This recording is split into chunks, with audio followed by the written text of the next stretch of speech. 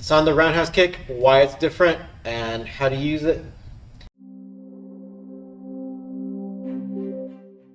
If you watch the Zhang Weili versus Yan Xiaonan UFC fight, you saw a lot of lead leg roundhouse kicks. Sanda has a lot of lead leg kicks, so you want to try to use that or try to add that to your arsenal if you're doing Sanda. Right? So if we're here, my partner's in their fighting stance. A lot of times that kick is going to go into the inner thigh. Right? If you get more flexible, you can go maybe to the torso, later to the head. You can get a lot of knockouts that way because it is not very telegraphic. So you can see, like, if we're sparring here, then go ahead and throw the inner thigh kick.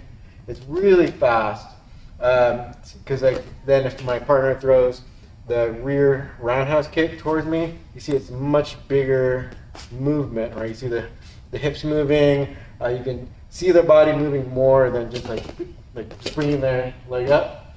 It's much faster. It's much harder to defend. So let's kind of break it down. So Cindy will just continue facing this way. I'll face this way, so you kind of see the different angles, right? So what we're going to be doing, or the way you want to do it, is if you're in your fighting position, you can bring your back foot either forward, but the main thing you want to do is pivot on the ball of that foot, and then you want to start shifting your weight a little bit towards that one.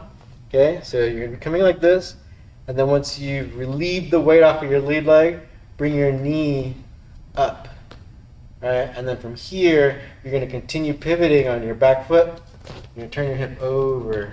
Right, so still lead with like your shins, like really try to bury the shin into their thigh, but it's knee forward and open.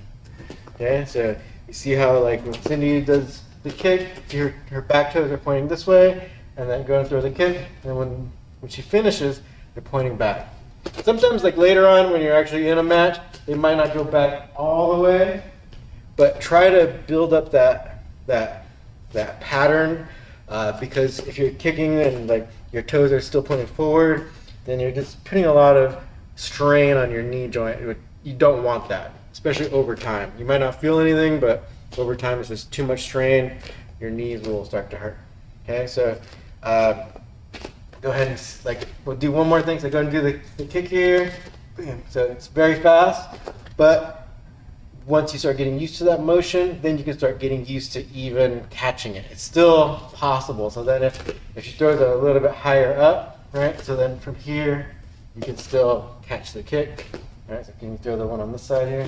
So it'd still be the same as the bigger one, but you just have less time. So you got to just keep your guards up and then get used to catching. So then once you get used to throwing the kick in the Sanda way, try to catch it with your partner. So you can go back and forth. So like if I throw it to her, she'll catch, and then she'll throw it to me, right? So you just, go throw it a little bit higher, So just back and forth, so you get used to seeing this little bit of a smaller movement, and you should be good, right? Try to not get knocked out.